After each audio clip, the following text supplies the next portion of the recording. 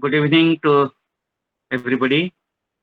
On behalf of Philosophy family, I extend a hearty welcome to all the scholars and philosophers, all the scholars and teachers of philosophy and other disciplines for joining the academic platform of Philosophy family. You know, uh, till date, we have already organized 500 webinars on this platform.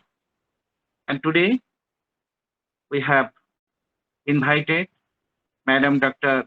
Maheswari Shankar, the Associate Professor, Principal, and Head of the Department of Philosophy, SIS College of Arts, Science and Commerce, which is an empowered autonomous institution, Sion, West Bengal, West Mumbai.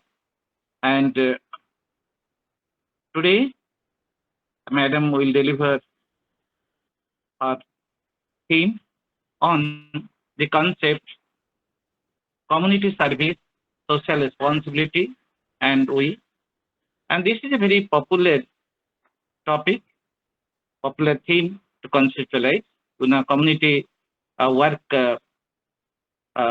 the aim of a community work is to benefit and well-being of the society. It has a very positive impact that is on everybody.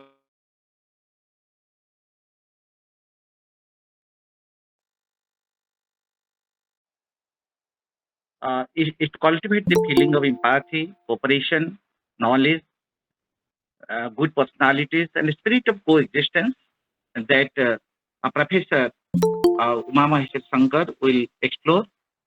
And before inviting Madam Dr. Maheswari Shankar, it's my pride privilege to speak a few words on her academic journey.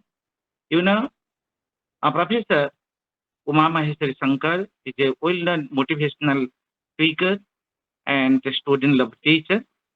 And Madam has received Dr. Sarvapalli Radhakrishnan Distinguished Academic Leadership Award in 2023 and Padma Shri Nivalkar Jogamitra Award in 2017.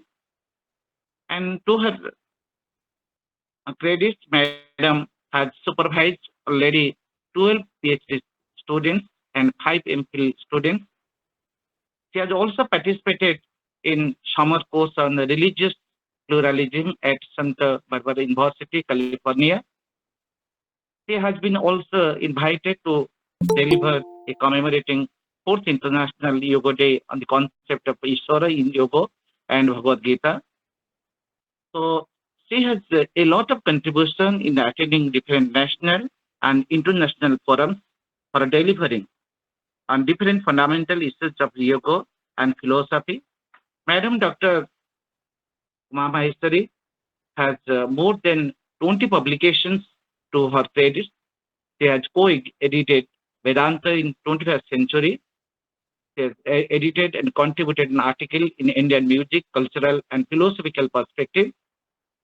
She has also published many articles that I do not want to explore because of the paucity of time. All her publications have been published in different national and international journals, and she is a very good organizer and coordinator. She has organized an international conferences on Indo-German colloquium as well as national conferences on Indian music, philosophical and cultural perspective, Sri Krishna in regional literature, and revisiting Vedanta in 21st century. She has conducted workshops on yoga and stress management, ethics and management, values and indigenous management. Madam has conducted 2 exhibitions on Indian philosophy and importance of yoga. So I do not want to speak much on Madam because to her credit, she has got opportunity to speak in different parts of our country and in international level. Madam will explore on the comprehensive aspect of the community service and would inspire the sense of responsibility, uh, both in thought and action, that we listen.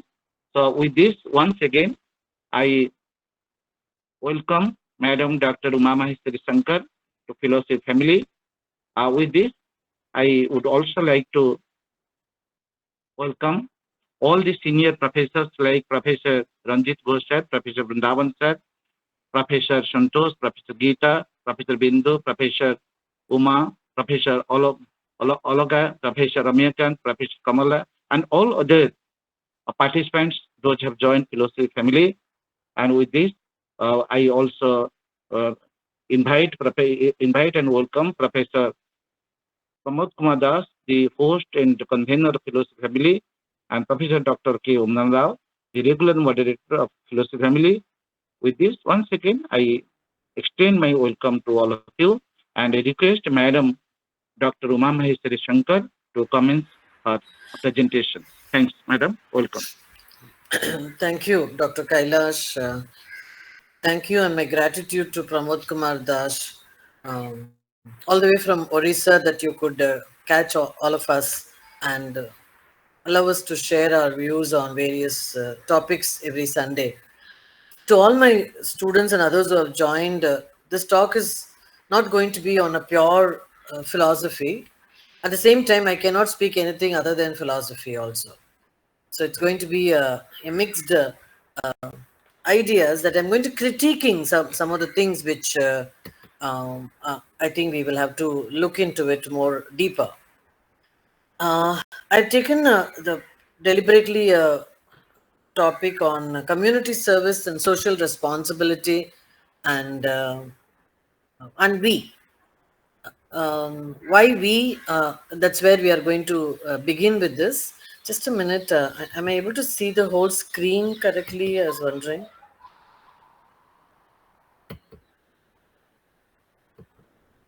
Hope you're able to see my presentation, all of you. Yeah. Um. Yeah, Kamla. Yes, we are able to see, ma'am. See, Yeah. we are able to see it. Yeah. I was seeing whether it can come as a full screen. That is not. I'm not able to see it as a full So, screen. so you just stop presenting now, and then you share your screen again, and you select full screen. Okay.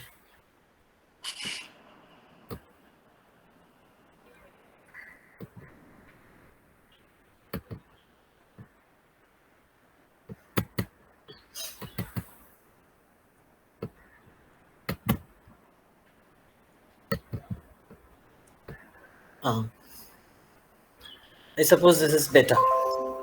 Yes, and can you select that slide show mode? Yeah. Yeah, yeah.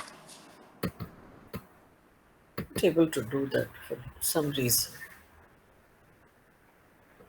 Madam, press F5 from your laptop.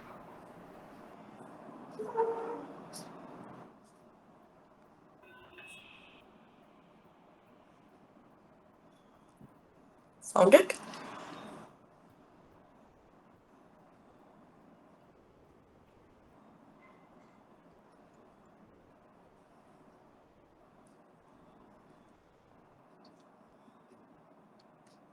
On top menu bar, you can see that slideshow near animation.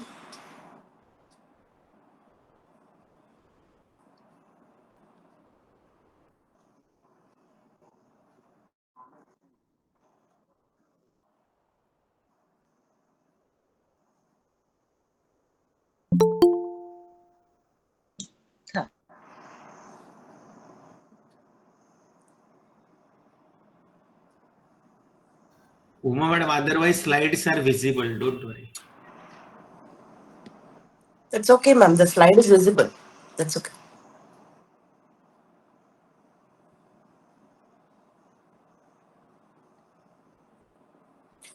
Ma'am, you have to unmute yourself. Not heard. We didn't hear you at all. Hope you're able to hear now. Yeah, but ma'am, we didn't hear you at all.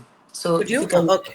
yeah, I thank begin you. with the quote of Gandhi that the best way to find ourselves is to lose yourself in the service of others.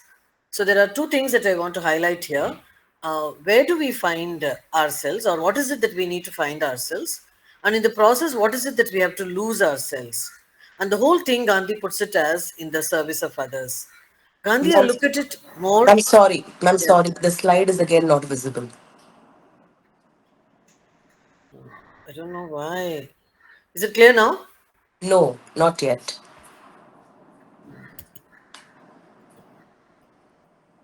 I think doesn't matter. I think I'll keep talking. Okay, sorry. Yeah, okay. That's I'll follow the slide wherever it's required. So the concept of Gandhian philosophy is to not just to what is it that we are going to find ourselves in the process of losing ourselves, and he says that everything is going to be in the service of others. I'm not looking at Gandhi as a political thinker or a politician in that sense, or a political scientist, but more as a philosopher who is ready to guide us in many ways. And looking at Gandhian statement, I'm just going to take off with another concept of what community service in a very simple language it means. We are all living in a society, we are all living in a place where there is a hope for continuously having a deal with the community. Now, while having with the community, there are few things that we can always offer in order to make oneself useful to the other. Either it can go with in terms of efforts, which in what way I can help the others if they are all in needy. So towards a therapeutic understanding of going towards the others, therefore it becomes efforts. It also can go into the volunteering time that we can give for others. The others, I'm just leaving it across for some time being, who all will get included in that others. And what are all the skills that can also support in our community service. And lastly, we are looking at the initiative to address this problem through three categories. I'm looking at it. One is the social and the environmental and the humanitarian issues. Now, as a human being, in what way are we going to be different from the others? Other meaning I call about the other species, and thereby among the human beings, why the element of community service and social responsibility is so important. What is wrong if I'm going to be very selfish? What is wrong if I'm going to have certain things only for myself? I have come into the world all by, in my own way, and I've come with my own baggage of karma also, if I look at it more deeply. And therefore, it's my lookout to, manage my, like how the Charvaka talks about it, or how the other materialists will talk about it, that I can just have everything towards myself. Is that okay? Is it what? That's a question I'm going to raise very loudly. That in what way can we find our social responsibility towards community service, towards meeting people, talking to them, having a kind of a necessary efforts that we can put towards them, certain skills we may have which others may not have, sharing all those things. And in a larger sense, can it also handle the social, environmental, and humanitarian issues? Now, these are the things we are going to delve with in next an hour or so, in which I want to find meaning in all of them. And I'm also seeking meaning from all of you, by which whether our lives can become far more blessed if I'm able to have or a good understanding of social responsibility, which is, in other words, very deeply looking at it through the lens of Gita as Swadharma. And beyond that, can I have a yoga kshema? Can I have a loka sangraha? All this in terms of community service. Now, this connect, it's easy to talk about these words which are all loosely done, but whether they are all visible to us and is it available to us is what my concern is. And therefore, I am going to start with how this kind of time and volunteering is going to happen. Now, there are organizations, there are charity institutions, there are non-profit NGOs, you talk about it, there are non-government forums are there. There are also people in a small scale having started a lot of organizations and asking for charity.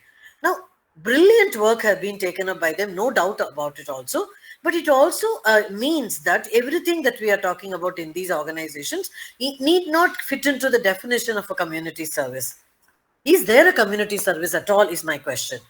I'm critiquing this idea of everybody starting an NGO or everybody starting a charity organization and asking for it. We are not Robin Hoods here, collecting money from one forum of the and then giving away the money to another forum of it. Is it then viable? Is it then useful? Is it? I'm not asking an ethical question of right or wrong, because the person who is doing it will find absolute right in that, find a lot of satisfaction in that. And therefore, in one sense, though we find community service is very important, I'm at the flip side of it, I'm also trying to critique it, because in the name of community service, in the name of these charity organizations, what is it that is actually happening? Are we destructuring the things which are all built for generations by different kind of people, and on the while demolishing it, saying that everything has to be in terms of sharing the property, sharing the time, sharing your efforts, sharing the knowledge, etc., etc.? Are we in another way creating a new structure, a new organization? And in what way are we responsible for it? What is the accountability of it? How do we validate all of them? I want all of us to explore, together on that.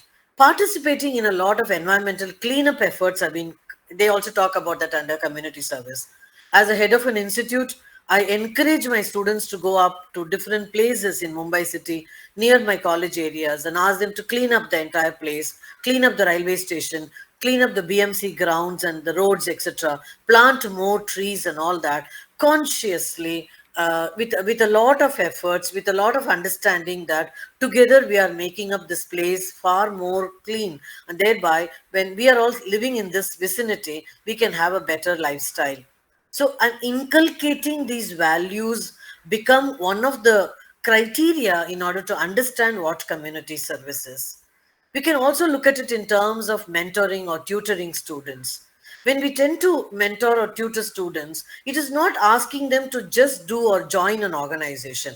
I think that will not, at a long run, give any satisfaction unless we rationalize, unless we tell them that there is a need for them, and therefore by visiting that place, whether it is a old age home, whether it is a special educated education institutions, or it is a blind homes, or it is an orphanage, or any of them that we try to talk about it in a community service, that we encourage the students to do it. Very, very important thing is the responsibility with which we are going there and serving them, not with an intention that my hand is above yours and therefore I'm trying to help you out. Rather, that is where I start with Gandhi, where he said that at every time we get an opportunity to help the other, every time we get an opportunity to teach somebody, it is always, the first thing is thank the Supreme that I have got an opportunity. It is that I'm blessed to have that opportunity to be participative in all of them. So the whole the turning of it, the topsy-turvy way of looking at thing is not that I am doing it and somebody taking it, but it is that I am blessed enough to got an opportunity in order to serve the others. I think if this attitude is given to it, the whole definition of community service will undergo a lot of change. We talk about assisting the elderly people, assisting the disabled individuals and all of them. There are also a group of people who say that the disabled people are, anyway, today they are all enjoying their karma, or enjoying or suffering because of their karma. So why should we bother about them, right? We do not know whether they are suffering, quote unquote suffering, or are we getting an opportunity to serve them, and thereby we are able to cleanse a lot of a system which has got dirty over centuries by very many births. This whole thing is so very daisy. The whole thing is so very unclear to us, that what is visible in front of us, by which we are drawing a lot of conclusions, which need to be, a lot of introspection is required. Attending to an elderly need not be always a curse. At the same time, the elderly could be helpless. Elderly could be, for whatever reason, unable to manage things.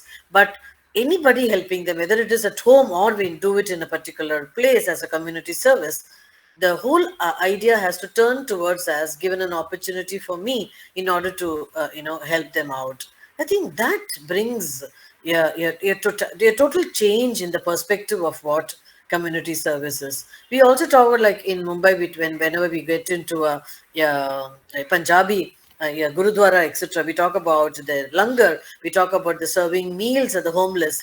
There are people who go all the way to the hospitals early morning and serve some kind of fruits and biscuits to everybody and come, irrespective of who is there in the hospital, etc. And creating these kind of food banks after the COVID, especially, we have come across a lot of food banks.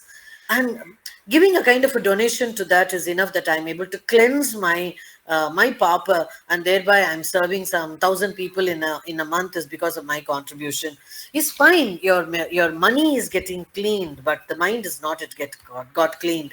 So in order to cleanse the mind, in order to cleanse the entire system and thought process, there is a different kind of involvement is required.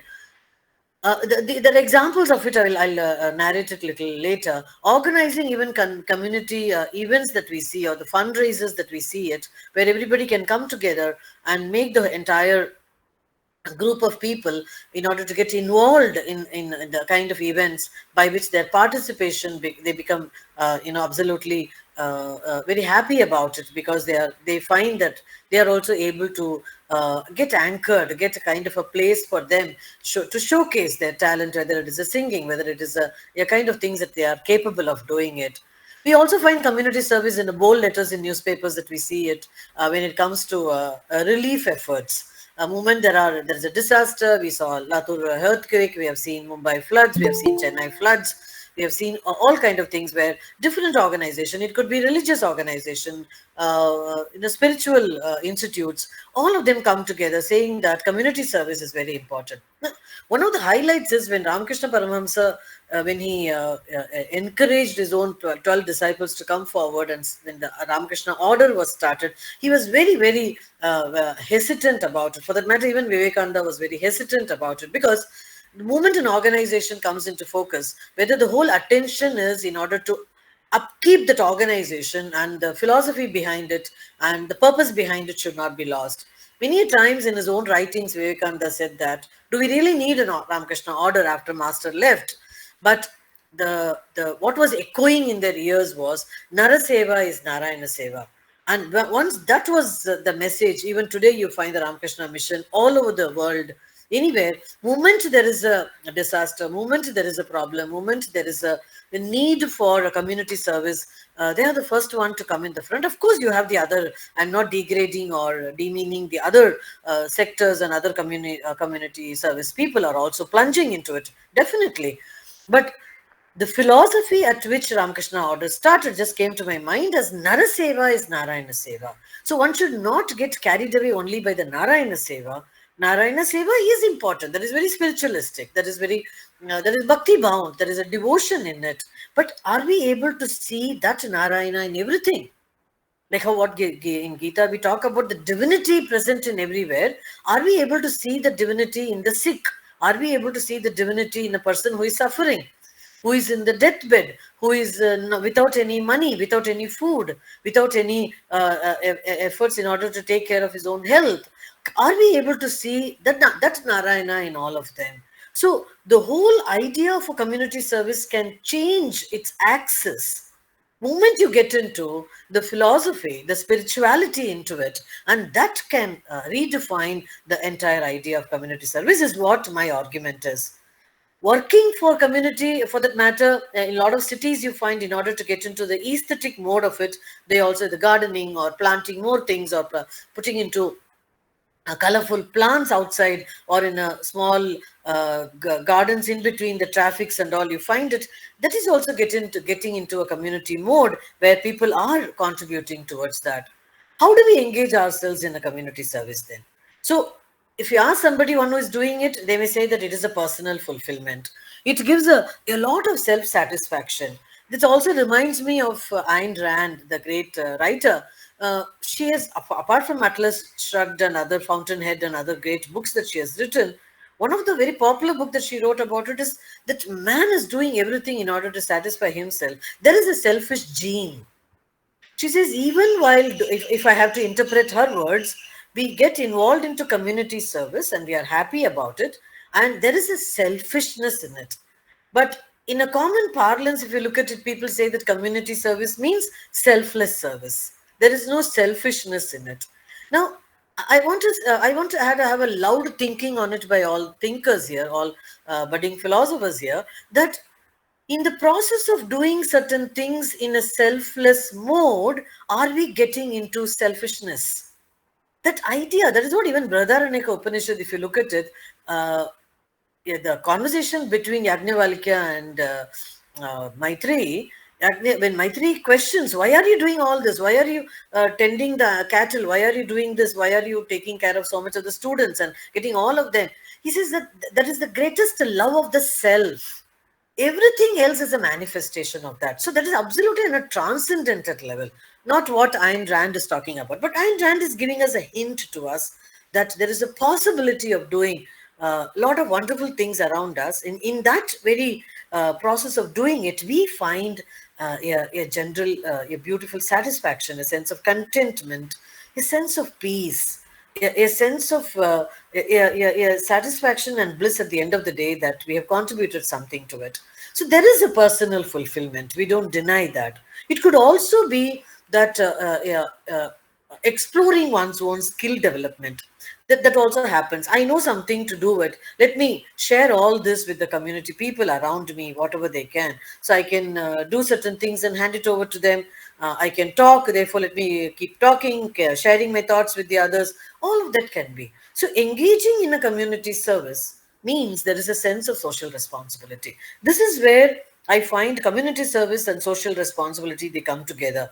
Unless I am able to sense that social, as a social animal that human beings are, unless there is a social responsibility, I cannot ever talk about a community service. So we talk about autonomy, we talk about freedom. The freedom or autonomy can come with it is not loosened. It is not a very wild freedom or a wild autonomy we talk about it, whether at personal level or at in a family level or in a society or for that matter in an institute level. So if there is an autonomy, it comes with a huge baggage of responsibility. So whatever that we do it, it may say that I'm free to do that, but it also means that I own up that entire responsibility. So if there is a social responsibility, then community engagement or community service becomes a very, very meaningful activity. One of the value I look at it, because I'm so much passionate about value education and value lab that we have in our college, and constantly talking about where does it stem from. So fundamentally, a person has to have a lot of empathetic attitude. Empathy is one of the value that can, it is not just the sympathy, but it has to be very empathetic. By doing so that I'm able to feel what the other person is undergoing, and therefore my connectors towards solving, resolving the problems of the others. And also with an understanding that I am not here to solve everybody's problem, but at the same time that I can give my bit, I can add a little value to others, and thereby my community engagement becomes more fulfilling. So in the process of this civic engagement or a community engagement, I seek my social responsibility. And therefore, I look at it as, what does that social responsibility actually stands for? In a society like ours, when we talk about in this 21st century, a social responsibility is a very, very loaded term.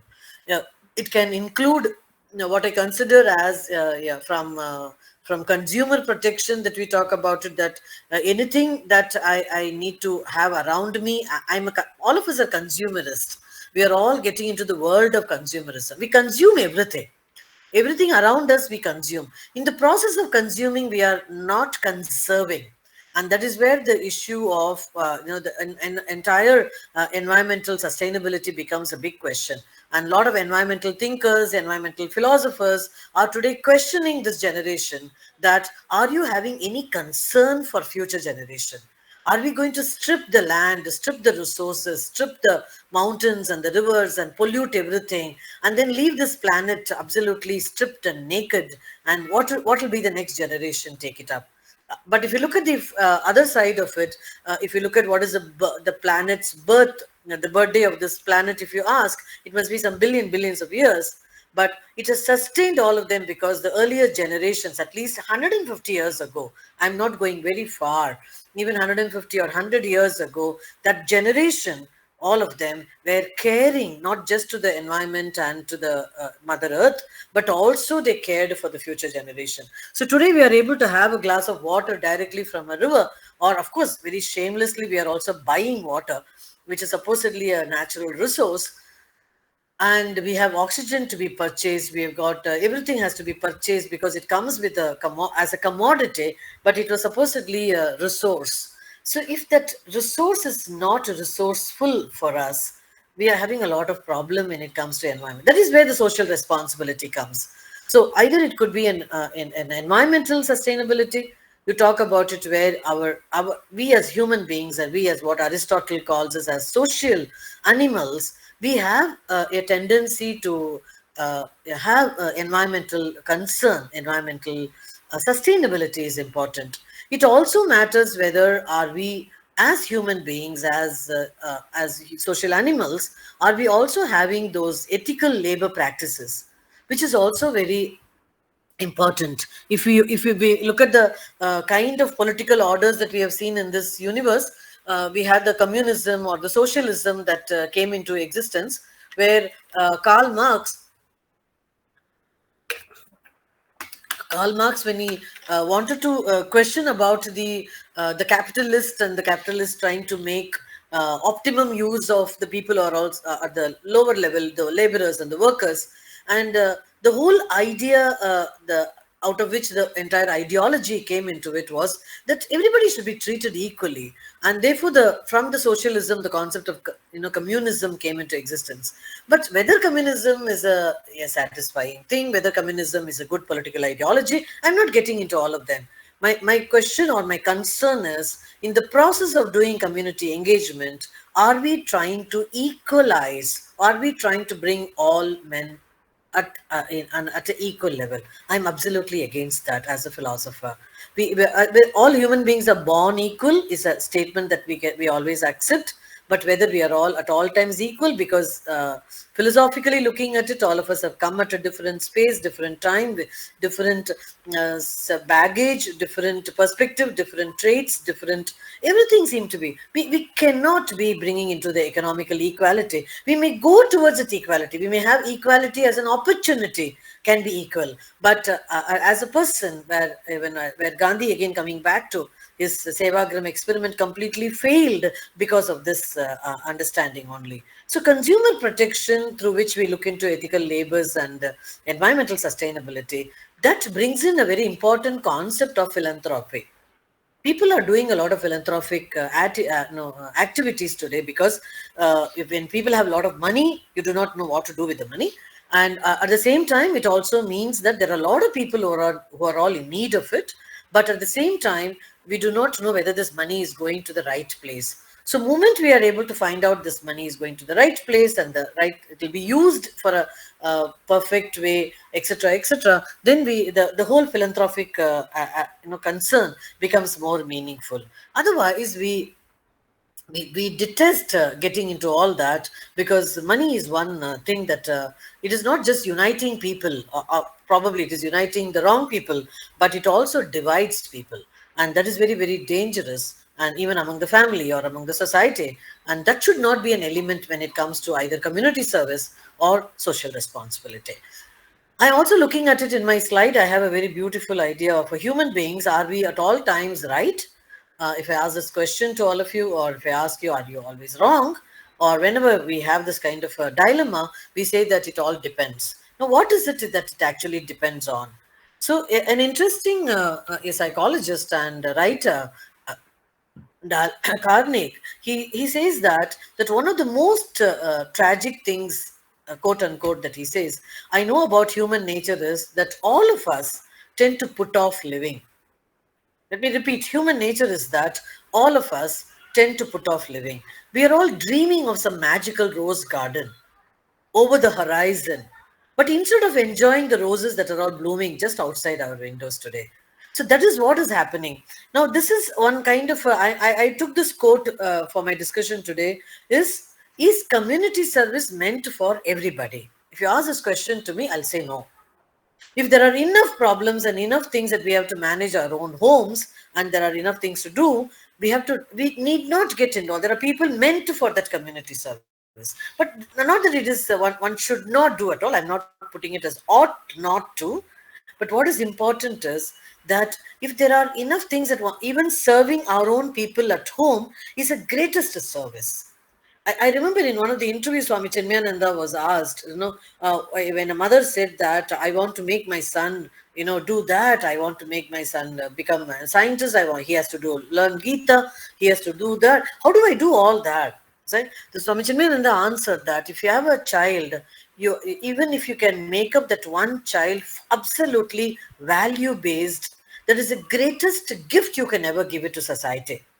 Now, this I think every parent has to ask oneself. As a teachers, we have to ask ourselves about the students that are we giving back those responsible, meaningful, trustworthy, very, very importantly, sensitive children and citizens to the world. If we are not doing it, going back to that kind of working is more important. And that is what Dale Carnegie is trying to tell us. Is there a human still left in the humanness? Are we finding that humanness still there in all human beings? And that if that is lost, the whole idea of social responsibility or a community service, becomes a distant dream for us. I'm also very tempted to take a quote of Aristotle, who is also my favorite philosopher. People should strive, he said, to live well, physically, mentally, and spiritually. So the theory of good life, according to him, is based on 4 key principles. Of course, he was a student of Plato, and therefore the virtue that Plato spoke about it, Aristotle slightly tweeted it and said that the 4 key principles a man should have in order to be a responsible citizen, a responsible human being, is virtue, excellence, fulfillment, and happiness. This will define a good life. Can we have a good virtuous life? Can we at all times seek excellence? Excellence in the sense of Aristotelian words, if you look at it, it is discovering one's own potential to a larger extent by which we are able to find that fulfillment. As a philosopher, as a thinker, we have to keep on asking the question, what is the purpose? What is the teleology? Why are we here? If this question haunts us every day, I think we will find the virtue coming up, and thereby reaching to the world of excellence and fulfillment. And the nutshell, the resultant factor will always be happiness and nothing else. So saluting Aristotle for, in a different way, he's not talking about a community service or a social responsibility, but it is so much embedded in his writings. If you look at the master's master, Aristotle's master Plato and Plato's master Socrates, you'll find that what he was trying to tell the Athenian young students in order to think well, think properly, and that's all he made it. And it was considered as a crime, and he was given a hemlock, and he died. So by doing that kind of, have we done a good service to the society? But that is a different story altogether. Also centuries back it was, and so today we don't find an answer to it. The another one important to quote and then I'll get into the argument for the last 10 minutes. It is the strongest what Charles Darwin, who is celebrated as the one who said that there is a human evolution and we are all on the top of it because from the microcosmic and the absolutely unicellular, we have become multicellular and all of that, and all the biology and the doctors and the other philosophers will understand that there is a kind of a pyramid and therefore we are at the top of it. And the survival of the fittest, and very important is who is the one who will always get into it. We have lost a lot of species. Dinosaurs are not roaming around in this planet today because they could not survive. And like this, what will happen to human beings is my question. So Darwin says in his book that it is not the strongest of the species that survives. It is not the strongest of the species. Not the most intelligent. So man is out of it, right? That survives. It is the one that is most adaptable to change. But human beings are good in adaptation, right? Like chameleons, human beings are also good at that. We have changed from Stone Age. If we have come here, we have to pat our backs. because we are adaptable to change. So if change is what is the system, if change is the order, then all of us, when we try to change according to the circumstances, according to the context, according to the society which is constantly changing, according to the community that is constantly changing, our definition of society and community will also get redefined. In the process of redefining that, we are actually seeking a new sense of responsibility. If you ask our forefathers, they gave the virtues, they gave the ethics, they gave Maitri, Karuna, Mudita, they gave Dharma, Artha, Kama, Moksha, and left it. But the whole interpretation of it continues even today, where we are trying to seek, my dharma is to do community service. My dharma is to be socially responsible. So the whole word gets a different connotation as time moves. And therefore these words become immortal to us. I want to raise a very important question which allows us to think about it more seriously.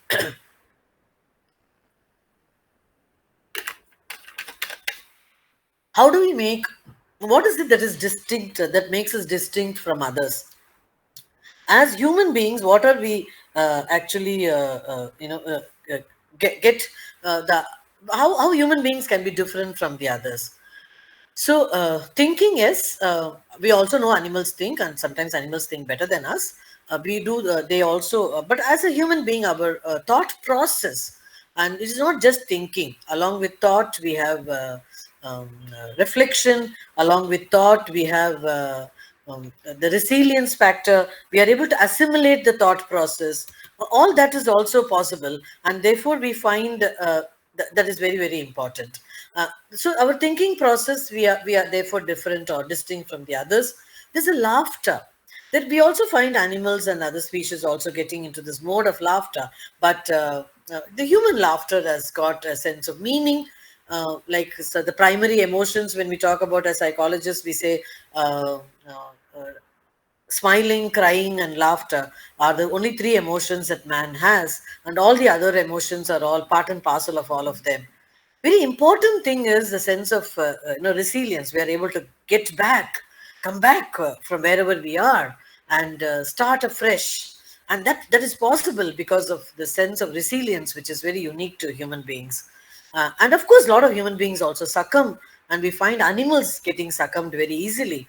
And therefore, this resilience factor is very, very important. We constantly talk about in what way human beings are different from the others, and we use the word of discrimination. And the word discrimination is that which allows us to distinguish between what is right and wrong. And what is right and wrong is, is a sense that we find that it is essential for us to know that what is happening in the world is because one that is I know what is right, and I also know what is wrong. And sometimes we get carried away by doing what is right, what is wrong, and we justify that also. And that is not what it means by discrimination. I also need to know what is it that I'm discriminating, and why am I discriminating, and what is the justification that I'm giving. All that are essential. And this is what we try to see in that. And then we have a sense of masking. I think human beings are wonderful creatures in masking. We mask everything that is coming into our face. And by doing that, we are able to see that certain things which we want to hide, we say that it is essential for us, that I don't have to show what is it that is getting,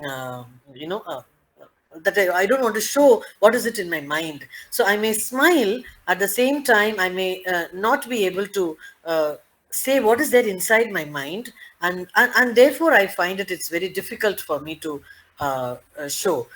This masking is not out of maturity. This masking is a kind of a self cheat that we have, and thereby we are able to do it, and we are adepts in that.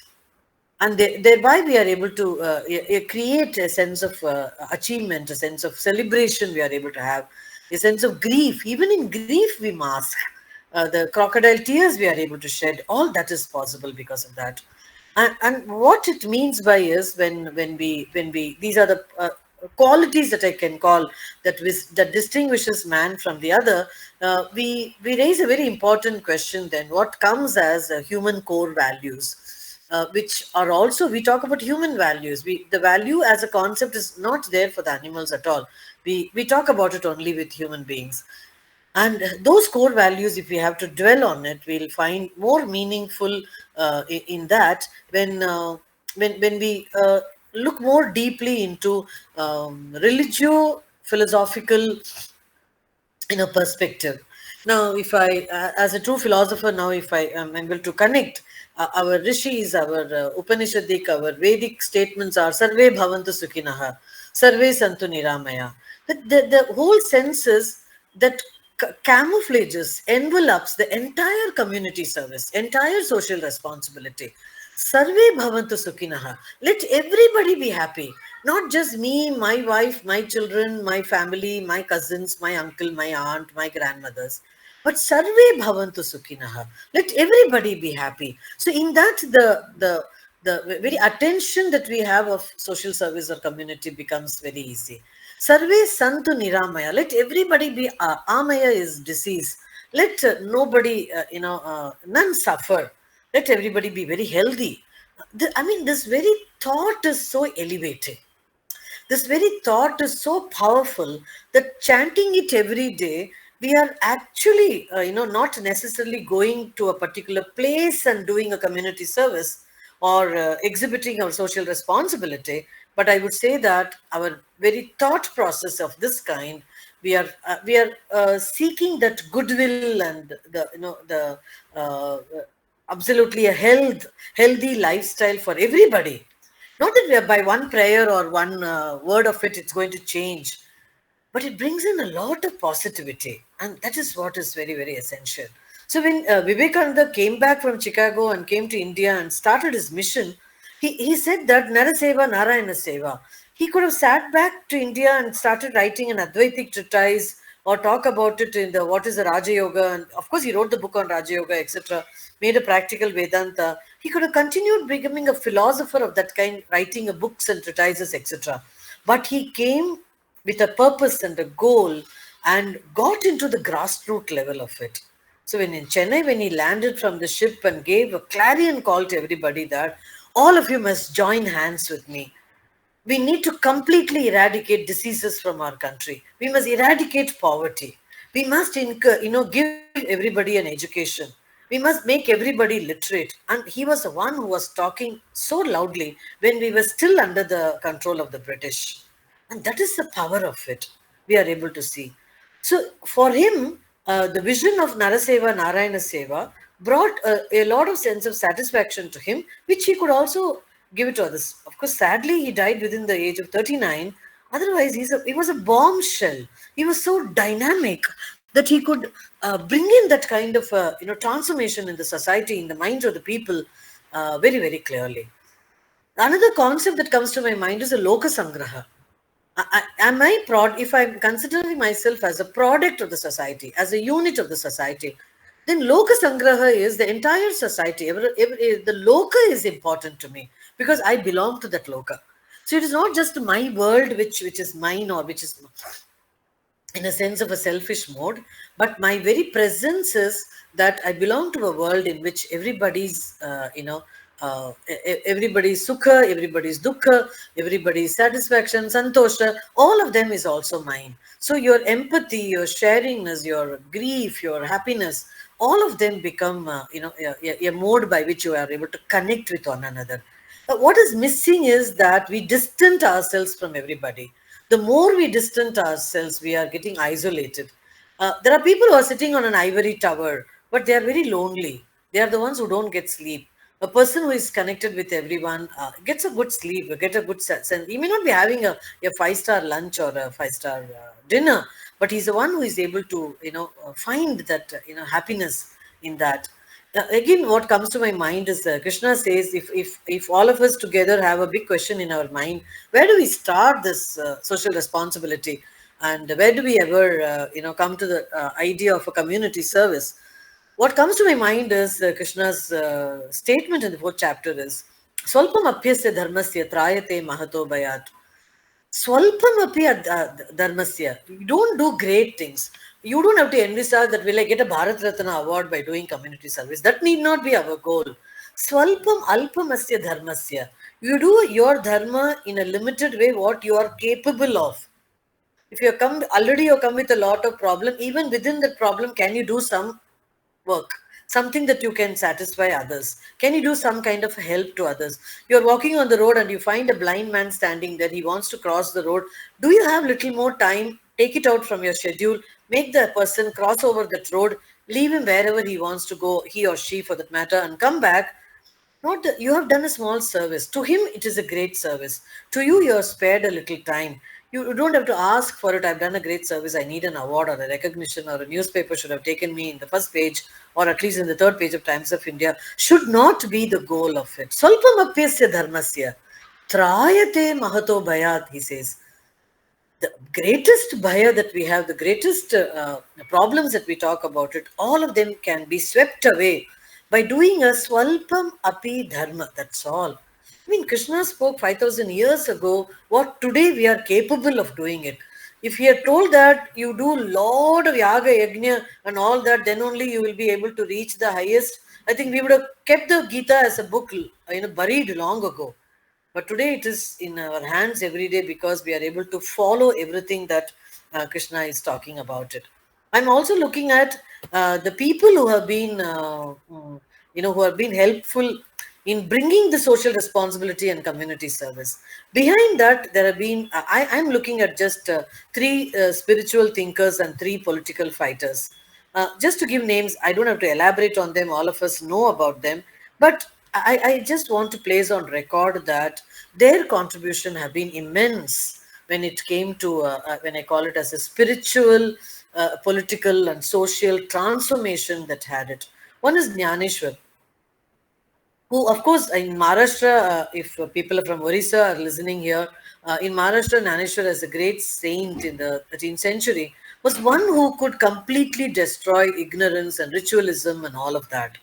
He did it because to him, getting into a world where only, of course, he wrote Amritanubhava, he wrote, the Jnaneshwari as a commentary on Gita, but the whole sole purpose for him was to completely take away the ignorance and ritualism by which people were bowed down by. He wanted to remove that.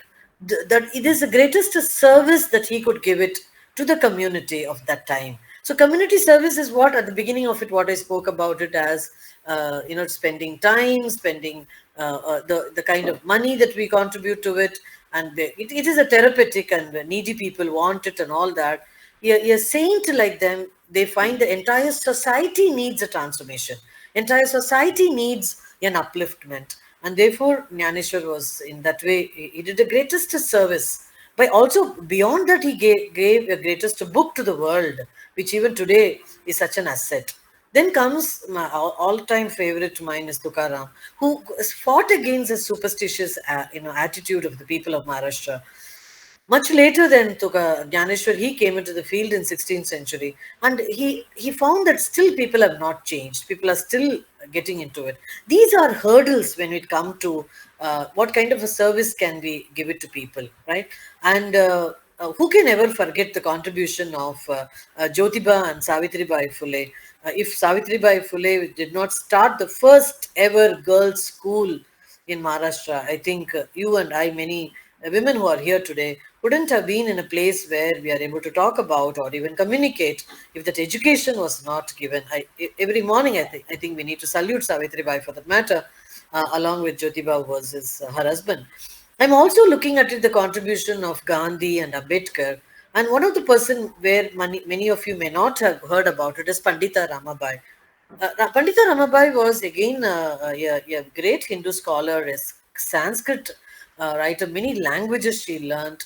In 1922 or so only she passed away. And during this time, during the time when we were all ruled by the British, she not only got the education, she also started to organizations in order to have a Vedantic perspective also, a Mukti Sangatana, all that, in order to make the people what liberation could be. She wanted the girls to seek the highest level of spirituality. He wanted the women to come out of the shackles of the problems. Again, we are talking about exactly a century back. And because she was so well versed in those days in Sanskrit, and she was such a great orator, and she used to go and talk about it, she went abroad, she went to Germany and give a talk about social reformation and all that. She got the title as a Pandita, and that is what makes our land so rich. When today we are redefining community service and social responsibility, we need to take lessons of these people who have contributed a lot. And just coming to the last point of it, I think in the last 20 minutes we can have some discussion from others. Some takeaways for all of us is that it is the truth and the fact that the more we give away, the more is given to us. We are never less poorer or less pauper by just giving. In every giving, there is a lot of receiving. And that is one of the biggest takeaway that we must have. We are not going to become, less in any sense of it.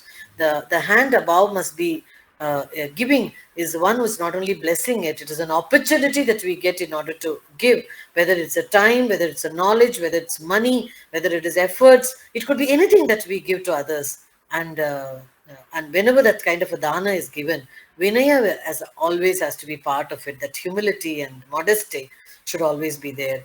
Some of our finest work that comes only through the service to others, and that is what we have seen it when people have worked for others in the sense of satisfaction. I think the example of a mother at home we can to begin with, and we also have a sense of that kind of a service by other roles that we take up in a society. And one of a very interesting thinkers said that we make a living by what we get, but we make a life but by what we give. And I suppose all of us should make a better life, a better living by re-understanding, exploring with more seriously and consciously what community service and what social responsibility matters to all of us.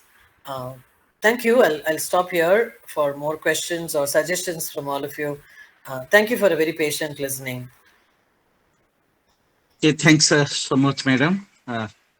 Today, uh, I would like to extend my congratulations to you for your very inspiring talk and being a learned professor of philosophy and a motivational speaker. You have given so much to all of us. And first, you have said that how we can make your life meaningful if that is if it can be made useful for others. And you have given focus on the volunteering time for including others, and you have focused on the uh, what is the nature and what is the source of doing for others, and you have said that life can be blessed if we can have the opportunity to do for others.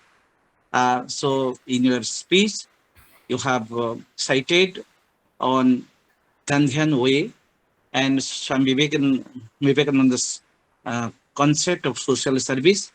And you have said clearly as to how you have actualized the social service and social responsibility in your life during a COVID time, different relief camps through your students. I don't want to make any summary of your talk, madam. You have given different examples of Vedas and Upanishads on social responsibilities, and you have said how man in his greed and individualistic thinking has forgotten his duty towards others and duty towards nature, duty towards socializing and nurturing others. You have inspired us through your philosophical reflection by act of thinking and by citing on different examples of Vedanta, Upanishad, and others on the fundamental issues of social concern. Madam, your inspiring words will definitely help us in raising our higher consciousness through social work. and we have to evolve to feel others. So, my madam, that is as you have said. So it's the time to do something for others, and it's the theme of Indian culture to have social commitment for others. And Indian culture is based on oneness. It's based on the humanitarian activities. So it's the need of the hour to explore our golden opportunity of social commitment for others. But this opportunity is given to only human beings to explore. Thanks so much, madam, for a very beautiful and inspiring talk, and it is also very comprehensive from that is from different perspective. Thanks so much, madam. Now, I would like to request our moderator, Dr. K. Umna Rao, to carry on the interactive activity. Over to Dr. Rao. Namaskar, everybody. Thank you, Dr. Maharana. Thank you, Uma Madam, for your nice talk. Very beautifully you articulated your talk, and thanks for that. Well, to start with, let us move to Professor Ranjit Ghosh sir for his observations, comments, and queries. Then we'll proceed. Sure. Over to Professor Ranjit Ghosh Thank you. sir. Thank you. Sir, Namaskar, sir. Please. Sir, please unmute. Yes, sir. Hello, am I audible? Yes, sir. Yes, sir. Yes, sir. Thank you, Dr. Rao. Uh, mm, these days we are mostly discussing about CSR, corporate social responsibility, but I must thank Dr. Uma Shankar for giving us a very nice deliberation on ISR, that is individual social responsibility. Now, when she has mentioned about we, then I have tried to make a distinction between community service and social responsibility, which he identifies together. For me, community service is concerning I, whereas social responsibility concerns we. So that is how we get this the discussion of corporate of individual social responsibility and corporate social responsibility. So these things are coming to us, but philosophically, one thing comes to my mind that that when to be philanthropic is an ethical act or not, because you see a person who has amassed wealth by unfair means and he donates a huge portion of his for the betterment of society, then will it be considered as a moral act? This is one thing that is coming to my mind so far as the ethical question is concerned. So we discuss about moral, we discuss about legal, all these things, but philanthropy is something which is a very tricky thing. So we just cannot decipher the exact meaning of this philanthropic. True. And lastly, I would suggest rather for the creation of some shared values, like suppose you see giving time for others. Yeah. One's time to others, because giving money is no problem. If I have huge money, I give it to somebody, but giving time to others is more important than giving money. True. Because if you give money, huge amount of money to somebody for getting income tax relief, but how that money is being utilized, if you don't have time to find out the results of your donations, as you say, then it will be of no use. So these are certain observations, and very nicely you have concluded, the more we give, it comes back to us. Thank you, madam. Thank you, Ranjit sir. Yeah, I agree with you. The question on philanthropy, whether we can take it up on an ethical ground. The question is always whether who is giving it, who is the receiver. The patrata is also very important. If you're giving so much of money to the person who is already, it's like feeding somebody who has already had a good meal. It's not a good amount of giving at all. Whether I'm able to give it to a hungry matters a lot. So, but philanthropy, as you said very rightly, is a big word which gets carried away, and people look at it as a kind of a feather in their cap, and by putting their names or exhibiting it everywhere, adds a lot of value to oneself. It boosts a lot of ego. But other side of it, we also know with a concern that there are people genuinely do a good amount of philanthropy, and that matters a lot because the needy people need such kind of help from the others. Where will the needy people go? And from the person who has it, whether who has money, who has clothes, who has got, of course, a very, very important thing that you touched, even I like it most, is a time. Who is ready to give time for others, right? And that time, is it a quality time? And that matters a lot.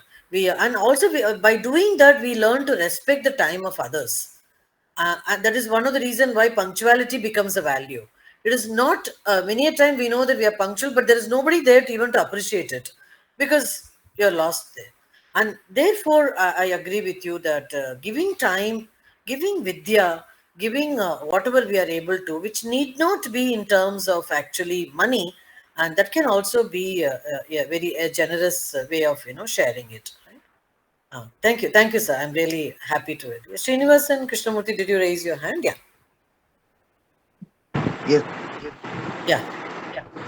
Uh, Good evening, Professor Uma Maheswari, Madam. I am really happy to listen to your nice, inspiring speech for the second time. The first time it was in Mumbai University when late Professor Rabana was Okay, organized a workshop okay, on Namardhan Bhava. It okay. was indeed pretty good. And today I have the privilege of listening to you again on community service and social responsibility. Is something really pulsating, intriguing, and excellent. Community service and social responsibilities are integral components of a thriving society. Community service refers to voluntary actions undertaken by individuals or groups aimed to improve the well-being of others, and like Swachha Bharat and etc. It is a kind of karma yoga. So, social responsibility is emphasizing the ethical obligations of a society or individuals. Both addresses the societal issues, elevating the marginalized groups as well, and sustainability practices, as you have highlighted, madam. Both are intertwined concepts, and that reflects our interconnectedness. But how do you feel or guesstimate about the following points, which has just occurred to my mind about the burnout conditions of individuals in doing extensive community services, and the dependency of the communities sometimes may become overly dependent on the community service, and resource allocation, as you rightly pointed out about the resources to community services and initiatives may divert the attention of funding away from other pressing needs of the society. And fourthly and finally, about the tokenism. Correct. Tokenism occurs because the individuals engage in superficial acts of service or corporate social responsibility, as you, highlighted, without addressing underlying issues or systemic inequalities. These are the 4 points which I would request Professor Mamageshwar Madam to kindly clarify this. Thank you. Uh, See, when it comes to social responsibility and community, as you said rightly, that where is the role of the individual in it when it comes to how much to give, whom to give, and whether it is ought to be given. In these kind of questions, when we realize the answer is with oneself only. There is nothing that there is a written law book by which we have something that every time when there is a needy, should I be the responsible person to hand it over my help to them? Is a voluntary introspectiveness in which one can look at it. That is one of the reason why I say that the rules and regulations of the service or the community, the role of responsibility, it cannot be a rule book that can be followed by a society or by a family. It has to be taken up as an individual. That's why the we, I put it at the end, where we are the ones who are going to contribute as in a society or in a community, right? Second, I forget what is the word that you used it. Philanthrop? No, I didn't note it down. Can you unmute it and say? Can you unmute it? Yeah, Yes, Prof. Yeah. yeah.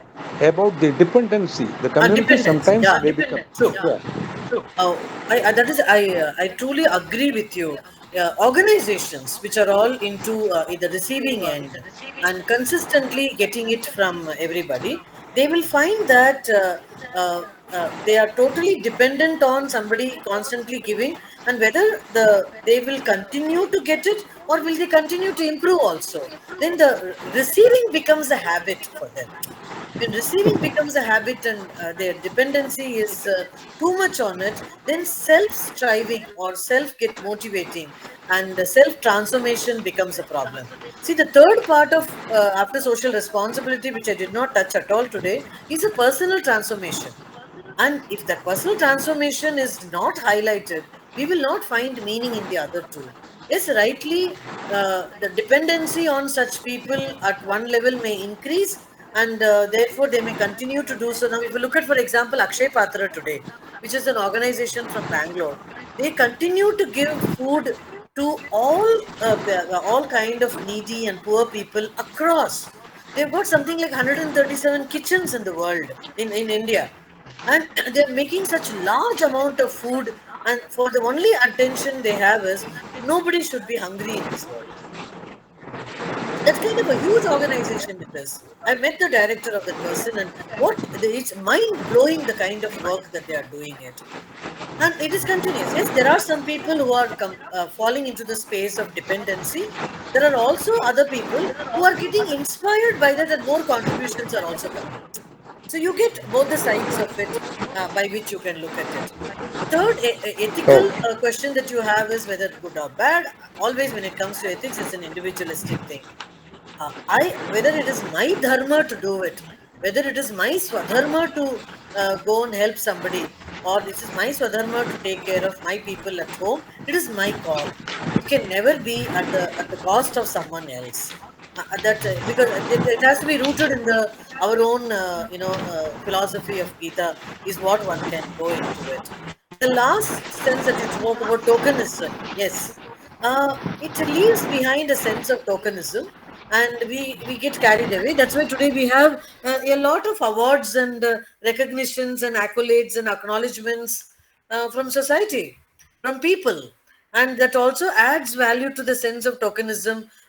By even if I do a bit of it, we want recognition, we want awards, we want a sense of satisfaction. Therefore gives me a right track that I'm being recognized, and otherwise we leave it aside as not acknowledged. Or there are also unsung heroes and heroines in the world who have contributed a lot to society or to community, but never claimed what they actually wanted, right? To a larger thing of what Mr. Srinivasan you're talking about, I do agree, and the openness to it is when it comes to ethicality, when it comes to the patrata, I think we'll have to explore at an individual level into a lot of things, right? Thank you for sharing. Thank you. Thank you very much, madam. Thank you, Professor Sri.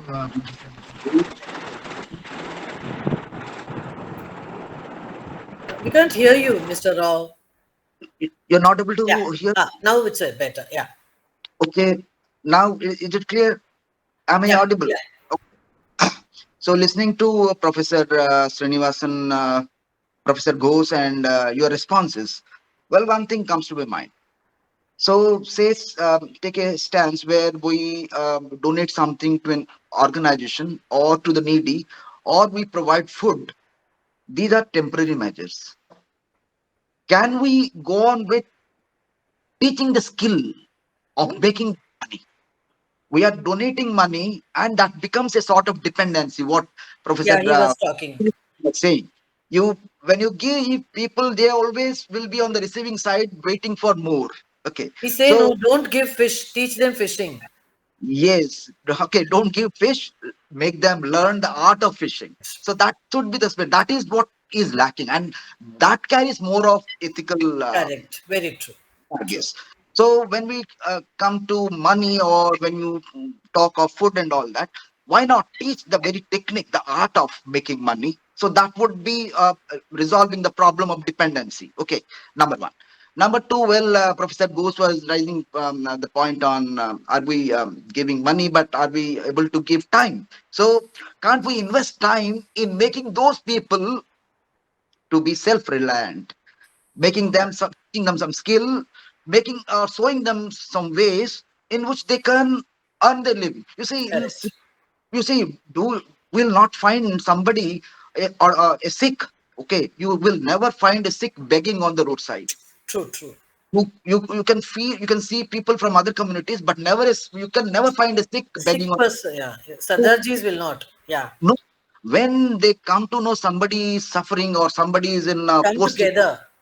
bring him to the mainstream and make him work so that Yeah. he can become self-sufficient Earn money on his own. on his own. So there can, that is the It's greatest possible. It's possible. that is the greatest contribution, True. because giving food or giving money, it is There's all limitations. temporary measures. I don't say, I don't refute these are the measures, Yeah, but yeah. temporary. But we bring them to the mainstream, teach the art so that they can also contribute, and they also True, feel confident that we can do. true, true.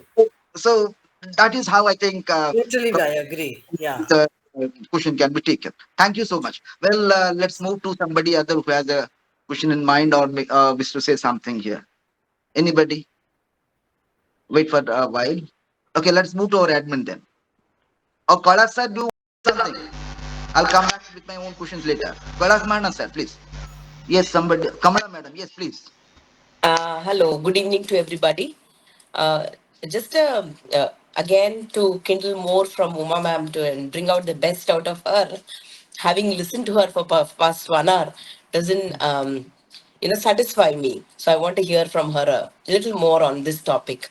Ma'am, as you mentioned, action has to play louder than words, and it has to come voluntarily. Huh. It should not be coming with some kind of a, you have to beat your drums and declare to the world that, come, let us all donate or do some kind of a philanthropic work.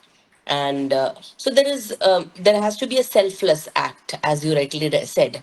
And listening to all the other scholars raising the doubt, this question came to my mind: how important is also to not only upskill people, also to um, empower them, because you said that as teachers, as academicians, we need to also teach our generation how important is goal setting, how important is setting the motive. So we talk about something like negative relief motive, we talk about something like empathy altruism motive. So talking about these things are also very important. True. And so it's not only along with skill, I think so somewhere the motive to Empowering. help also matters, and Yes. to help our generation to spell out those motives, and then talk about it, discuss about it, whether it is classroom or home or various other kind of agencies, wherever you're moving around, talk about it. I think so.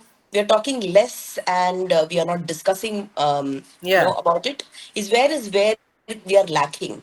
And as you rightly said, I agree with you completely that just helping will not serve the purpose, because there are going to be people who are just going to sit and enjoy Enjoy that, it. whatever we give. That's Yeah. what is happening in affluent nations these days, because in the name of the federal funding, you know what kind of immigrants, when they are at the federal end receiving the so-called perks, just by doing nothing. That's where the federal funding is being misused Correct. and misled, and nothing is being done to help them out. So empowering, upskilling, and goal setting and motivating people and talking about their motives to help is also necessary. Do you think? Of course, but what happens is when we talk about goal setting and we talk about upskilling and empowering and all of that, it becomes somewhere with a very in a structured way in order to give it to them. We talk about short-term goals, we talk about long-term goals. How do we empower them? Then we have to skill them, we have to upskill them and do that. As academicians, yes, we can do all of them in that. For me, the underlined thing that is constantly bubbling is the attitude. It is an attitudinal change of by doing this. am I able to bring about a living, like what Narayan Rao says very clearly, that it is not constantly one has to help only with the money. Now I remember also that we are, many of us also must be doing it, our own yeah, maids or the other helps who help who come to our homes. Are we even allowing them to also to study, also asking them to become eventually little more educated, little more literate, so that they are able to handle certain things on their own, not dependent on the other? The point that Srinivas also made a mention, the dependency can come down. Now, little things can be service, little things can be considered as responsibility. So, as a social responsibility, it need not be defined or become compartmentalized or within a structure. We can create and mold and create something very different. So the goal setting can be given to them, that you will have to do all this, and that could be by giving, asking them to create goal setting, create their own goals. We have done a service to society. We have created few people who have done that. Not every time this is possible, but I think it can open a lot of windows that will empower them, that will also ask them to define what can I give back to society, and the cycle will continue. It is not just I have enjoyed from my teachers or from others, my people who are all, but I can also give it back to the people who are around me. And that possibility I don't deny at all. But an underlying thing in all of them is whether it is goal setting, empowering, skilling, and all of that, is that attitude to give to the others in order to make their lives better. By doing that, my life, of course, will become far more meaningful, enriching, fulfilling. All that will happen. Oh, that reminds me when you said about the maids, children being educated and Yeah, empowering them. That reminds me, there is a advertisement. Again, government has taken an initiative. Like restaurants cannot stop stop. Yeah, if you don't have your customers coming in for yeah, for food or anything. But there's a customer just walking in to yeah, use the toilet. correct. Restaurants cannot stop people from entering and just using the toilet and not having Having ordered food, any coffee or tea or any food. That reminds me again, how many of us would allow our maids to use our our own, toilets? correct. Isn't it? It's a question. That's again, as you said, the attitude matters a lot. Matters. And there again, how are we going to, It is this is personal convey? choice, Yeah. personal work is lot. That's what the personal transformation is at the bottom. Once Mm, we equip ourselves with a lot, eventually what we do for the others, it will have a ripple effect outside, and mm, that is possible. It's yeah. possible. I'm very Thank you, ma'am. Thank optimistic. you for that. Yeah. Well, thank you, Uma Madam. Well, we have with us KC Patnaik sir from Chennai. Maybe just Okay. yeah, Am please. I audible? Yes, Yes, sir. yes, Am I audible? yes, sir. Audible both. First, at the outset, I must thank Dr. Uma for enlightening, inspiring talk. We should educate the all NGOs particularly because now the NGOs are coming as mushrooms, and the objective is also deviated. Hmm. So what happens is that many of the organizations, many of the people who have a lot of money for wrong means, they want to invest in it and to propagate as though they are the right person. And there are people also do it for political reasons to show that I am doing so much social service so that I will get votes and all that. But that should not be the motive. A Hmm. social organization and community service, as you said, it is completely selfless and without any motive to gain something out of it, excepting giving service to the people, the needy people, whatever it may be the case. Even if a man is poor or he True. cannot afford money, he can still serve because he can serve if he has a heart and soul, he is feeling sincerely that I will do something for the society. He can do that. Yeah. And what happens now with this mushroom growth of this, deviated organizations, people have doubts even in genuine organizations. When you ask for donation or for help, there are so many organizations like this, they are doing like this and that. So how to avoid and distinguish this thing? This is very. I really feel bad when I find such attitude with many. I have come across some organizations, they are giving false figures to the UNO and even getting money out of it. True, true. And also they earn a lot of money out of it. This is how to distinguish, because the man who is doing social service is a great service he is doing, and he has a responsibility, as you said, true. But many organizations, in Bombay itself, there are thousands of NGOs in all Yeah. states also. So, but True. how to distinguish and avoid this thing? Mm. Is there any way to do to distinguish and avoid so that people know who are the genuine organizations and who are the, Yeah. self motivated or self earning organizations? I have come across some organizations. That is why I am telling with due apology. Thank you, Patnaik sir. I agree. The NGOs are mushrooming across, and by doing that, it becomes very difficult to identify who is the genuine one, where do we put the service, and who are the real needy ones.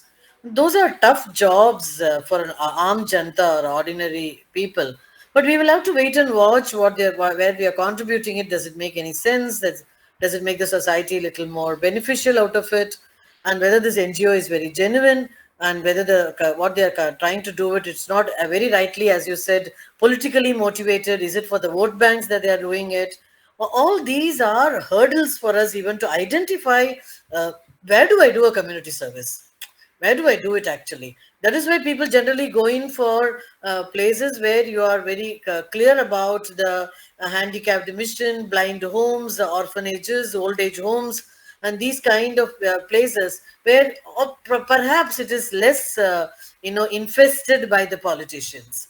And these are real tough times we will have to genuinely understand whether it's going to be useful.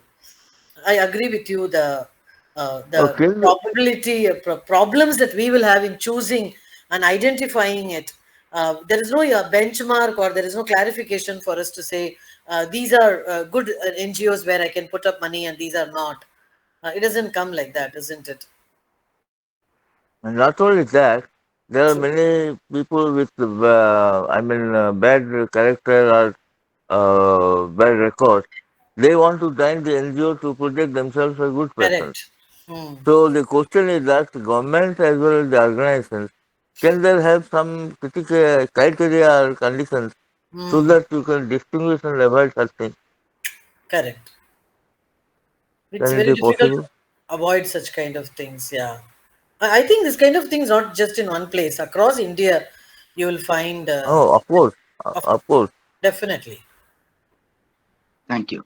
Thank you. Thank. Okay. Hello. I have one Good. concept, Gandhian concept came to my mind that Trust. can be taken as individual social responsibility, I should say. That is the idea of bread labor that Ah, he is mentioning in his that book. book, the small book, and which means that what society is giving to me, I should. I need to give it back. It is my responsibility to give Give it it back. back to the society, so Correct. that in the process. But the thing is, this Gandhian principle. This is this is not creating a great we cannot say that it is making a great appeal, but it is just left as a moral appeal. True. But this should be properly channelized, that this concept of bread labor is the exact We need that. situation of individual social responsibility. That True. I was trying to make a distinction between individual social So, responsibility and and corporate that. social Correct. responsibility. This is one thing. And another phenomenon that is taking place these days, that is organ donation, Oh yeah, yeah. donating the organs. That is the latest phenomenon that is we Hmm. find in society, and government is trying to help the people by honoring them, and those who Correct. donate the organs of their kith and kin after their death. So that is again a type of situation which this type of new areas we are Yeah. finding coming Coming now. these days. So this is how these things will go on, because they have to go hand in hand. This True. your CS and SR, Yeah, ISR, yeah. they have to go hand in hand. This is my observation. Thank you, True. madam. Thank you. Thank you, sir. Okay, thank you so much, sir, well, for finding out a new area. Well, organ donation, well, it's good, but Controversial, yeah. again controversial. Is it going for free or any business is again hidden at the back? So that is a big question mark that we should explore. Okay, so thank you so much, sir. Well, this is in one area where people are coming up with Yeah, true. okay, say maybe ice or something like that after the death. Okay, well, thank you. Well, we have Kailas Mahana sir with us. He wants to say something. Please, sir. Hey, thanks so much, Dr. Rao. Um, all the discussions that I have listened, that is actually that Madam had responded it very brilliantly. And as you know, that as there is there's individuality in every man, and there is also a national individuality in all of us. Mm. We have in us a higher consciousness. So at every moment, we want to move from the lower consciousness to higher consciousness. Yeah, and everybody should understand the mission of that is of her race, and the harmony of her race. But by realizing the concept of social responsibility, Sir, you're not audible, I sir. can't hear you. Uh, hello, yeah, yeah. Madam has said that by realizing the concept of social Responsibility. responsibility, that we can make the human life noble, and we can also at the same time we can make the whole world noble, right? Very But if we analyze the problems of human life, so it is seen that the problems are not due to anything. The problems are due to the contraction of feeling of oneness that we are lacking. Hence, community service is good. But as Professor Dr. K. Omna Rao said that, how can the community service make the people self-reliant? And Madam has also very brilliantly said that this change of attitude is necessary. So only helping others through philanthropic activities, okay, cannot transform the human beings. Man has the potentiality, and man can unfold the all-round potentiality that is in himself.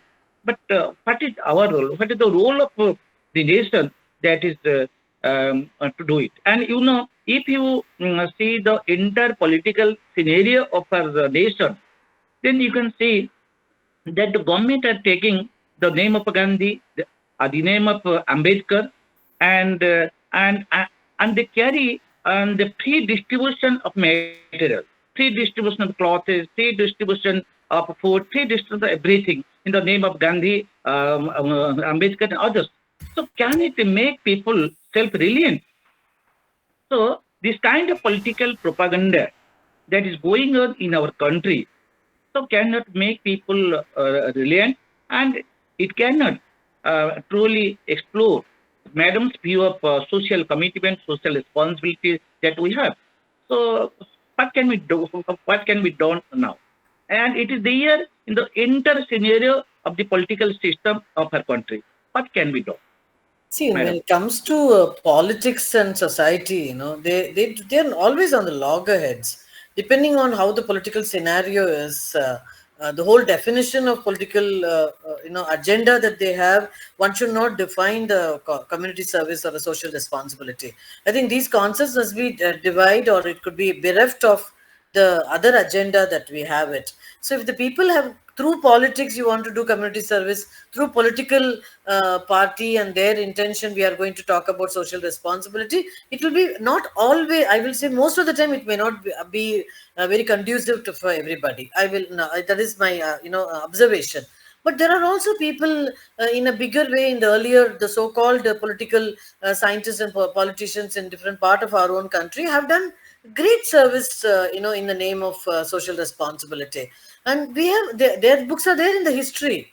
and they are doing it. But today, when we talk about it, when somebody is supporting an NGO, supporting, asking us to get into ISR activity or a CSR activity, as Dr. Ranjit was talking about it, if it comes through the lens of politics, then I think we will have to take it with a pinch of salt, maybe a bucket of salt. We may not be able to accept, because agenda itself is very different. I'm more concerned in my own presentation and contention is at the individual level, what are we doing for our own sense of purpose that I find in my life, for our own sense of satisfaction, fulfillment, enrichment, etc. For that, can I have a sense of social responsibility and community service? Here also, it is my own choice with which I make it. I cannot discover or go into a distant place in order to say that I want to do a service, leaving behind all my family and other responsibilities. And that again is against my Swadharma. That is also not acceptable. So I will not mix up politics or polity itself into this agenda, which is, at least in today's parlance, it is not very helpful. Certain people are doing it, I respect them. But on a whole, looking it through the lens of that, which may create more problems for us. Okay, thanks, madam. Thanks, madam. Thank you. Thanks. Thank you. One thing again, it comes well. We can go with the line from the Bible, very much popularized by Gandhi: "Love thy neighbor." Neighbor, that's true. Okay, the love may be in the form of providing food to the hungry. Yeah, anything. Okay, or say giving some money who is really wanting to study. Okay, so provide some help so that he can be educated, he can go do well in his life. So there are various ways in which we can do this. The only feeling is the attitude of love. True, true. Love, we not Can be very expressed everywhere. we cannot come up with that message. True. Just try to love your neighbor. So that is done. Your work is done. So it will move in a fashion of a oceanic circle, which the Gandhian model speaks of a oceanic circle model. Absolutely, yeah. So people, you are at the center. You are bounded by your limited people. Okay, Correct. so at least expand your sense of Yeah, love to that much we can do. expand in love. So you are expanding in an oceanic fashion to a greater community. So there, the I and you, that sort of distinction somehow Correct. will vanish, and there will be a Completely. mixture. So, so the way Dr. Maharana was pointing out that I have my True. own consciousness, and that consciousness should move to a national consciousness, and in the oceanic Correct. level of Gandhiji, we can have that national That is consciousness. possible. That is that's the only simple formula is love thy neighbor. That is True. the only message. Well Thank you. said, Rao. Well said, Rao. Thank you. Thank you. Let us move. Somebody has raised his hand. I'm not able to find out the name. Please, sir. Please, somebody has raised his hand. Please, sir. Please. Santosh, yeah. Yeah. Good evening, madam. Good evening, all. People are ready to donate organs, money, things, food, but no one is ready to donate time. Therefore, I am thanking madam for donating the time. And in the simpler way, if you read the spelling give, it is a 4 letters and get is 3 letters, as well as we is and I is 1 letter. Your video, please. True. And madam, my request to you is you Hmm. should open NGO called as timeshare market, like a money share market. True. And I am having one question: how to improve individual responsibility before social responsibility? Individual responsibility will come when we take up our own purpose, well defined. We, as Kamala said, we must have our own goals to be well set. Our values must be intact. When we are for ourselves, we are very satisfying, and we are, we are able to gauge that I'm equipped with all of that. Only then you can start giving it to people also. See, if I have a lot of time, or of course, it's not just the time. I have knowledge, we give. I have money, we give. I have food, we give. I have love, I can give. I have empathy, I can give. So once I am able to first establish ourselves, that is where we have to go back to our own philosophy of Swadharma. Unless we are first equipped and clear about ourselves, then only we talk about to others. And that others will come naturally as we are partaking it. So, as I said, what Chinmayananda said is, if every mother, every teacher, everybody thinks individually, even one person you are able to concentrate in your lifetime, you are doing a greatest service to society. We will bring in wonderful human beings into the world, and that is possible. So, first is concentrate on one's own spending quality time for yourself, having our own time, which is so important, and all the other things which are all disturbing, taking away my the peace of mind, all that you take it, that which is creating a lot of chaos in my mind, keep it aside. We must have our discrimination. What distinguish us from the others, I made a list of it, and that discrimination is so important. If we are able to do that, I think we can first improve ourselves. As you said, individual responsibility will come, and then comes social responsibility and community service. Thank you, madam. Thank you. Well, thank you, madam. Well, let us move to our admin, Professor Das. Let us Yeah, listen to him what sure. he got in store. Definitely. He can have the last word always. Yes. Professor Das. Dash, yeah. Thank you, Dr. Rao. We are Sir, really, please. am I audible? Yes, sir. Yes, sir.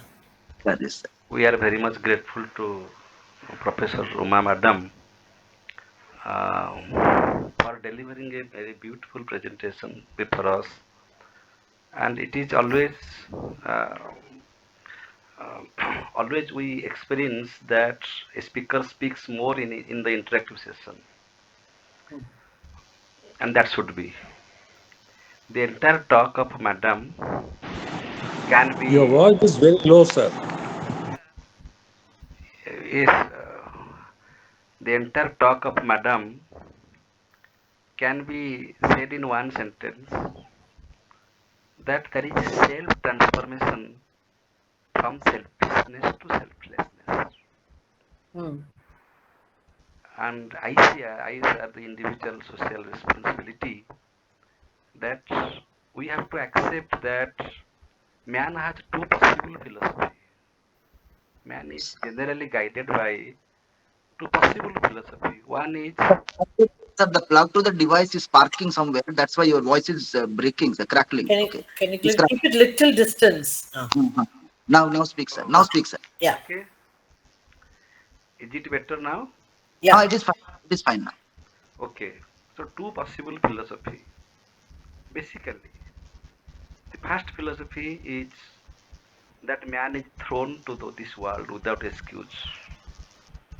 Existentialism. Keep it Now speak closer. Yeah.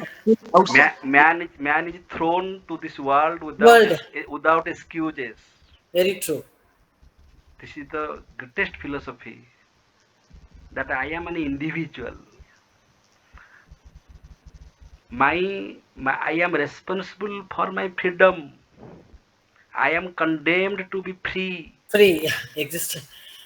I So agree. this type of a philosophy makes man feel selfish, and it ends with despair. And this is not existentialism, this is the very realistic picture of all of us. Everybody. We Yeah. speak loudly about social service, social community service, social responsibility, but come to the real life when really you are confronting your neighbor, you are really confronting a beggar. What is your attitude? What True. is the general attitude of man? Man is selfish. Man is an individual. Correct. Basically, is an individual. That individual should become social. That individual should become rational. That is the goal. True. So that is a journey from individuality to sociality. The individual psyche to the social, to a collective psyche. Mindness to awareness. That the last word is we. We. What is the role of that we?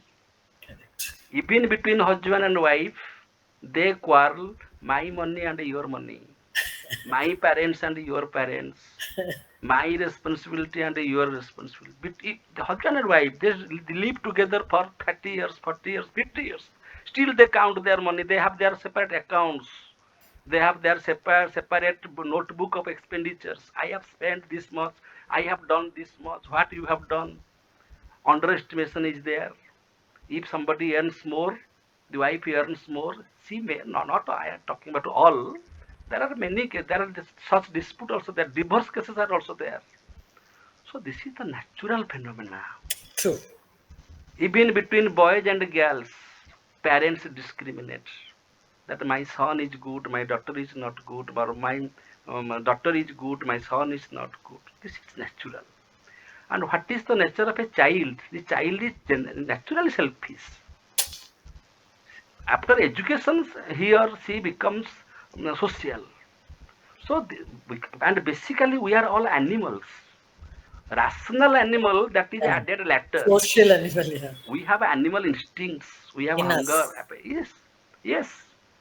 So we should not ignore that. So that is the focus of this talk. That we have this possibility.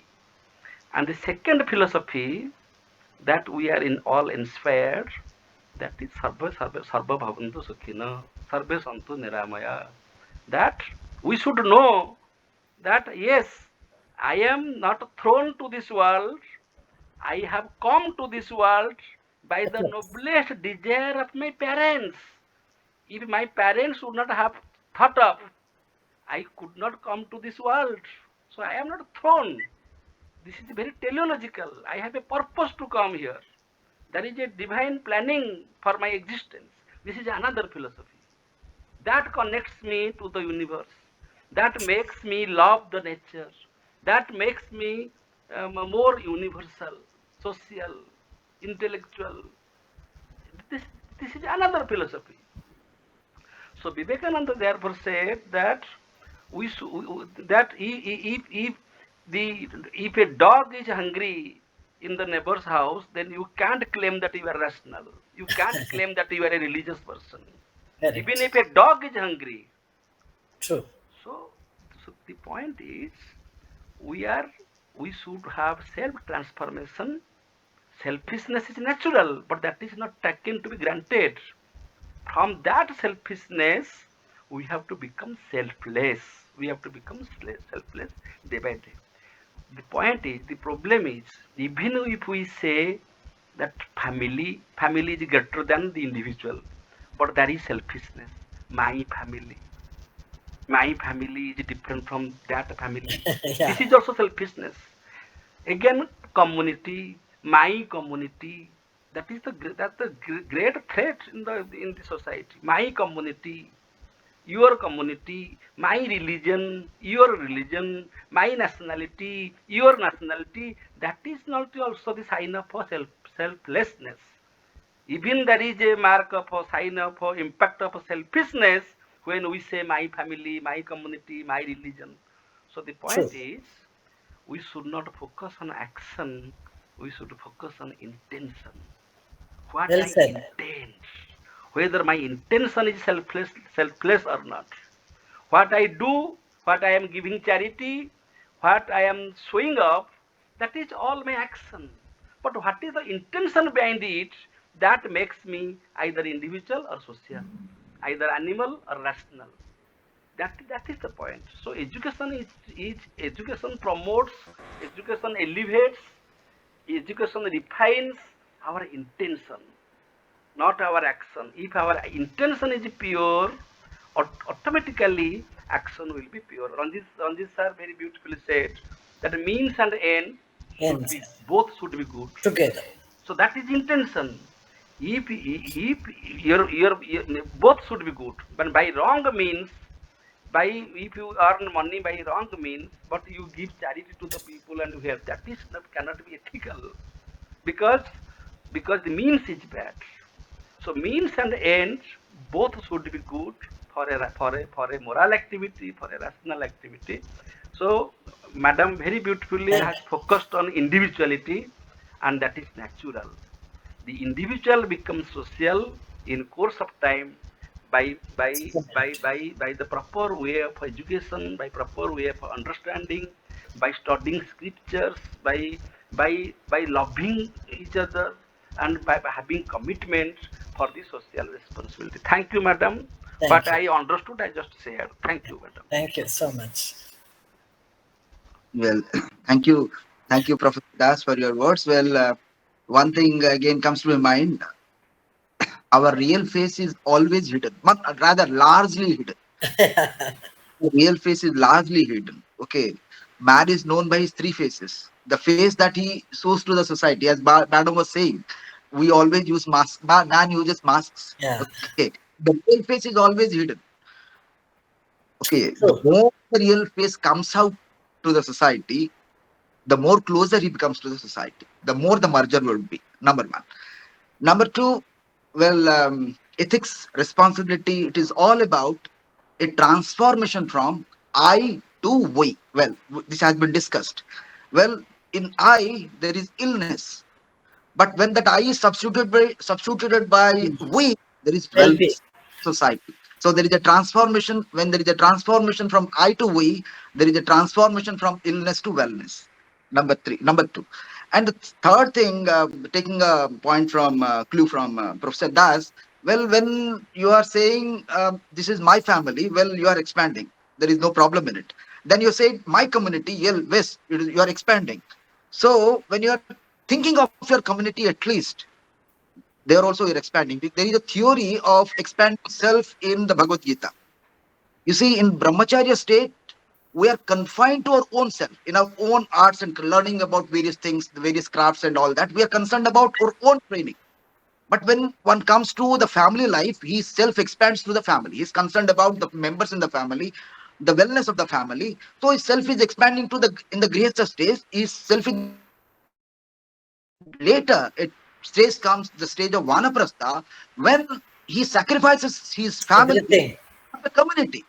True. They're killing for the community. Vanaprastha stage. True. And in the sannyasa state, he sacrifices the community That for also. the good of all, loka sangraha. It's a real one. That is the model of transformation that we Beautiful. see. Even though we say my community, it is a good thing. Word. Self is expanding, because once you feel that my community, once you lose your community for the whole cosmos, then It is worthwhile. Worthwhile. Yeah. that's how we can expand ourselves. Thank you so much, madam, Thank for you. talk. Well, it is already 8:30, Thank so you. I request Dr. Maharana sir, or anybody having some any issue. Let us wait for half a minute. Anybody? Nobody? Then well, let's move to Dr. Maharana for his words and proposing a vote of thanks. Over to Dr. Maharana. Thank you, madam. Okay, thanks so much, Dr. Rao. So we were listening to Madam's philosophical reflection on the community service, social responsibility, and way. And Madam has given a comprehensive idea to all of us, and she has conceptualized everything, and we do not have anything to say. And Madam has given some points that we must have empathy for others, and we must give equality time for others. And Madam has inspired us to improve ourselves both individually and socially. And Professor Das has said that everybody must have the self-transformation and social responsibility that is possible because of the personal commitment. And today, uh, Madam has given a very creative response to all the question raised, and she has given that how we can improve, how we can focus on the existing challenges of her time through a social commitment. She has reflected on the transformation of the human life. She has also given emphasis on the evolution of humanity through social service or social commitment, that anything that we can do.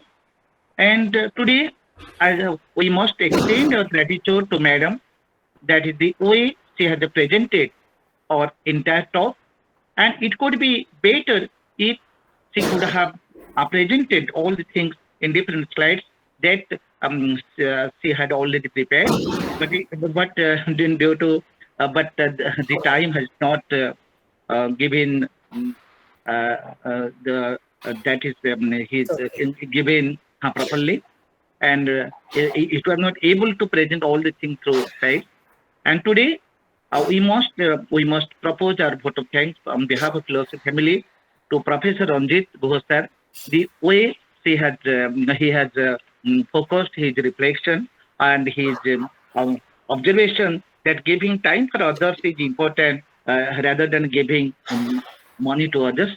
And we must extend our gratitude to Ravi sir.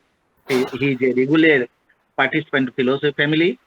And Professor Srinivasan sir is a regular participant of philosophy family. I propose my vote of thanks to Srinivasan sir for his fundamental question to Madam. And I must extend my gratitude to Professor K.C. Patnaik sir for his observation, for quoting his observation. And I must propose my vote of thanks to Professor Santos, Professor K.C. Das, Professor Pramod Kumar Das, and Professor Dr. K. Umananda, while he was carrying on the interactive session, he has very brilliantly reflected his rethinking on this problem. And the entire talk, entire discussion has benefited all of us, has increased our dimension of thought on this issue. And I can make a conclusion that if man behaves nobly, all the problems of this society will be automatically solved. And this nobility should be inculcated by all of us, should be cultivated by all of us, and the success of the social service, the success of the social responsibility lies in the noble behavior of the human being. So we remember Madam's interaction. We remember Madam's inspiring words, and I think today's talk, today's discussion will definitely make our life very meaningful if we carry it in our day-to-day life. Thanks so much, Madam. Thanks so much, all the professors, dignitaries, and participants to be part of philosophy family. And now I would I extend my gratitude to Madam, not to thanks, not providing vote of thanks, but I extend my gratitude to Madam to be part of philosophy family. Now I like to request Professor Pramod Kumar to wind up the session.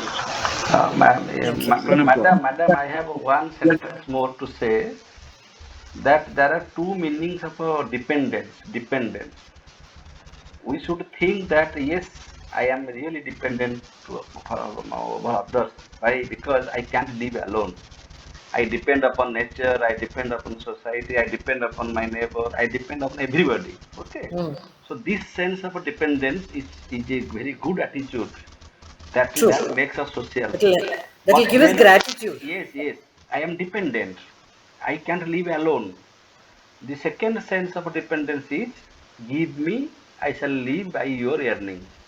This type of dependence should not be our character, should not be our attitude. But we should have an attitude of gratitude that yes, I am dependent. Yes, I am dependent. Okay.